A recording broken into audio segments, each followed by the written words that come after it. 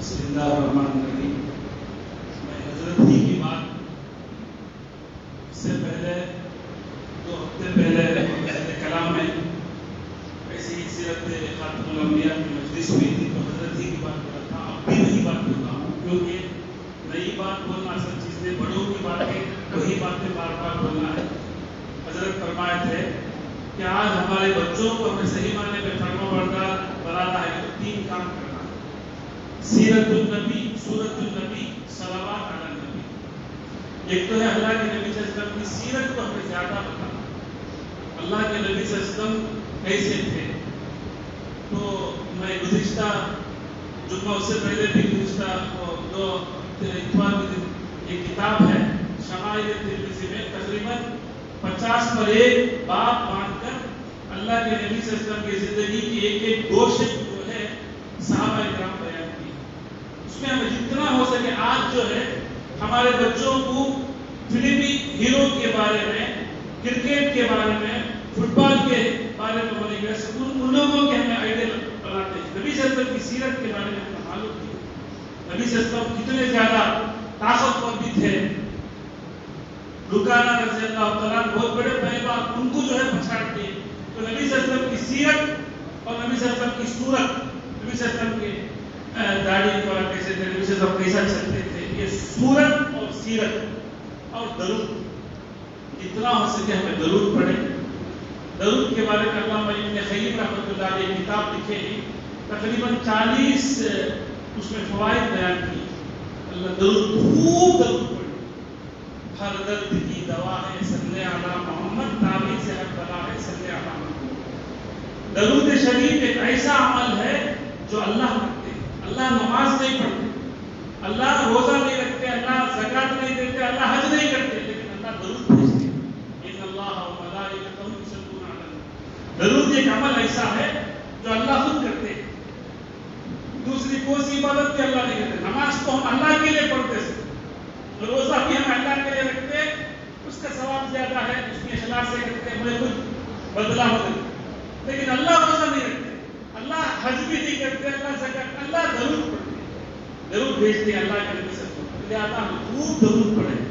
وصلی اللہ علی النبی الامی، یہ حدیث میں بچا صلی اللہ علیہ وسلم بھی پڑھ سکتے ہیں، صلی اللہ علیہ محمد صلی اللہ علیہ وسلم بھی پڑھ سکتے ہیں. وصلی اللہ علی النبی الامی ہمارے استاد محترم حضرت مبارک حضرت دامت برکاتہ بتائے تھے، کیونکہ حدیث میں وصلی اللہ علی النبی الامی. بولیے وصلی اللہ علیہ. یہ 40 درود و سلام میں آخری میں، تو 40 بولنے سے ایک بات یاد آئی. اس طرح 40 ربانہ ہے، 40 ربانہ بھی ہمیں پڑھتے رہے، 60 ربانہ. اور اسی طرح 40 درود بھی ہیں، 40 درود پڑھے اور 40 استغفار.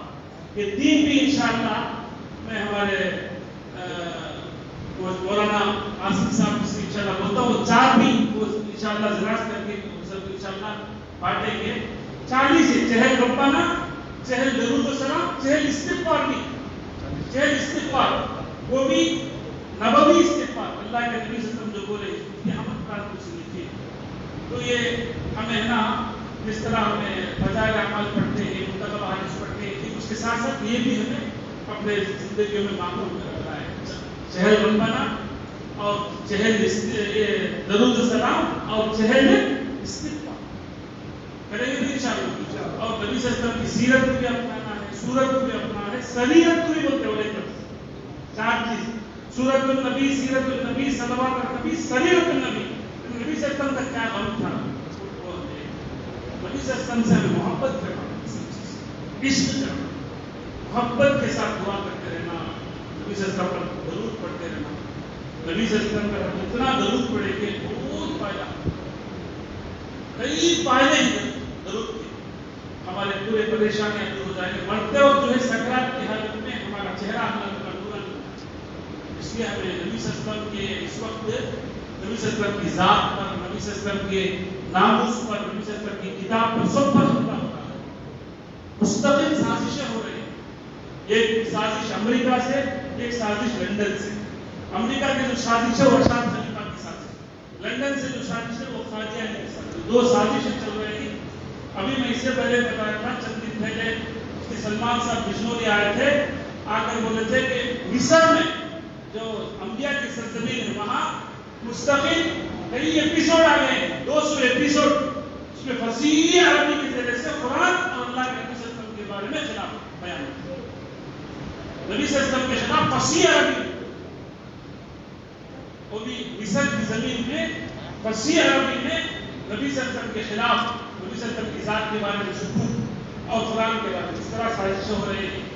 لیکن ہمیں ہمت کے ساتھ جو ہے ہمارے اللہ والے اس وقت فرماتے ہیں روزانہ فجر کے بعد ہوتے ہی 4 کام، چھوٹے موٹے 4 کام کریں۔ سب سے پہلے جتنا ہو سکے کیا کرو، قرآن کی تلاوت، جتنا تم سورت یاد ہے، سورہ فاتحہ، 4 قل، یاسین یا رحمان، یا اور بھی آسانی سے کیا ہوتے، سورہ فاتحہ 4 قل، آیت الکرسی، پھر نا سورہ بقرہ کی آخری آیت، حدیث میں ہے کوئی خیر نہیں ہے جو بھلائی کی ہے جو اس آیت میں مشتمل ہے۔ پھر هو الاول والآخر والظاہر والباطن وهو بكل شيء عليم، 1000 آیتیں پڑھنے، اللہ کو تکاسل بلا بكل شيء کی سورہ پڑھنے سے آئندہ ہر قسم کی مصیبت دور ہوتی ہے۔ ثناء اللہ سبحانہ و تعالی رحمۃ اللہ علیہ بتاتے ہیں، میرے شیخ نے فرمایا یہ تجربہ ہے، کوئی بھی پریشانی کوئی بھی غم ہو بلا بكل شيء پڑھیں گے تو اللہ ہر قسم کی میرے ہاتھ میں ہے قرآن تو ہے پریشان، قرآن اور صاحب قرآن دو چیزوں کو لازم پکڑیں۔ علیکم بالشفاء، دو شفا کی چیزوں کو لازم پکڑ لو، العسل والقرآن، شہد کو اور قرآن۔ شہد پوری جسمانی بیماری کے علاج ہے اور اسی طرح قرآن جو ہے پوری روحانی بیماری کا علاج ہے۔ بعض لوگ تو علامہ حضرت عمر عبداللہ بن عمر رضی اللہ عنہ تھوڑے پھونسے میں بھی شہد لگاتے ہیں۔ جی اسی لیے ہمیں جتنا ہو سکے قرآن کچھ نہ کچھ قرآن پڑھنا پڑے، اس کے بعد ذکر، تین تسبیحات یا جو کچھ بھی ہے، سبحان اللہ سبحان اللہ حسبنا اللہ، ذکر۔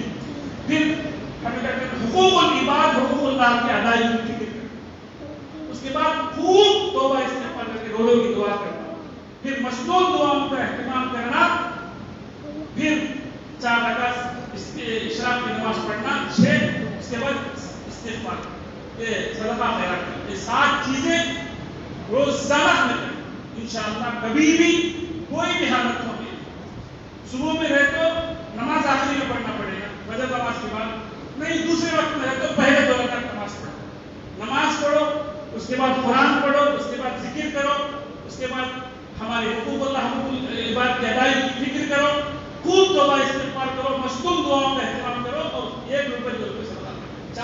7 چیزیں ہیں، 7 چیزوں کا اہتمام ہمارے بڑے اللہ والے باتیں ہیں، ہماری باتیں نہیں ہیں۔ یہ کام کریں گے تو کبھی بھی تمہیں پریشانی نہیں ہوگی، کیونکہ انسان کبھی کبھی حقوق اللہ کرتے رہتا، ننیال میں، ددیال میں، ماں باپ میں چچا یا ماموں یا پھوپھو کسی بھی کہتے ہوئے غلطی کرو تو وہاں پھنس سکتا۔ اسی لیے نمازوں کی پابندی، روزانہ نفل پڑھ کے ہمیں دعا مانگتے رہنا، خصوصاً اشراق اور چاشت کی بھی پابندی۔ نماز کو تو پورے نماز آ گئے، اس کے بعد کچھ نہ کچھ ذکر کر کے قرآن کی تلاوت کرنا، ذکر کرنا، حقوق اللہ، حقوق العباد کی ادائیگی بہت ضروری ہے، اس میں پورے دین آ گئے۔ اس کے بعد ہمیں توبہ استغفار کر کے روزانہ دعا کرنا۔ سورج یہاں سے قیامت کے قریب نکلے گا، اب یہاں ڈوبتا ہے سنی، ایک دن یہ طرف سے نکلے گا، اس سے پہلے تک توبہ استغفار کرتے ہیں۔ معلوم تطلع الشمس من مغربها، اس کے بعد 1 روپے 2 روپے صدقہ خیرات کر کے انشاءاللہ 7 کام روزانہ کرتے رہیں گے، اللہ کے نبی صلی اللہ علیہ وسلم پر درود بھی بھیجیں گے، نبی صلی اللہ علیہ وسلم کی صورت سریرت کریں گے تو انشاءاللہ اللہ تک علماء کی صحبت میں بیٹھ کر جتنا ہو سکے ہمیں اپنے پورے مسائل دیکھتے رہنا، علماء کی صحبت کو ضروری ہے۔ صحبت با اولیاء بہتر از 100 سالہ طاعت بیلیا، 100 سالہ نہیں بلکہ 1000 سالہ، 1000 سالہ طاعت بیلیا سے بہتر۔ اللہ سے دعا ہے اللہ تعالیٰ ہم سب کو ہر وقت جو ہے نمازوں کی پابندی اور اسی طرح قرآن کی تلاوت کی پابندی، ذکر و اذکار کی پابندی، حقوق اللہ حقوق العباد کی فکر کرنے، خصوصاً ختم نبوت کی جو ذمہ داری ہم پر ہے وہ ادا کرنے کی توفیق عطا فرمائے۔ ہر وقت توبہ استغفار کرتے رہنے،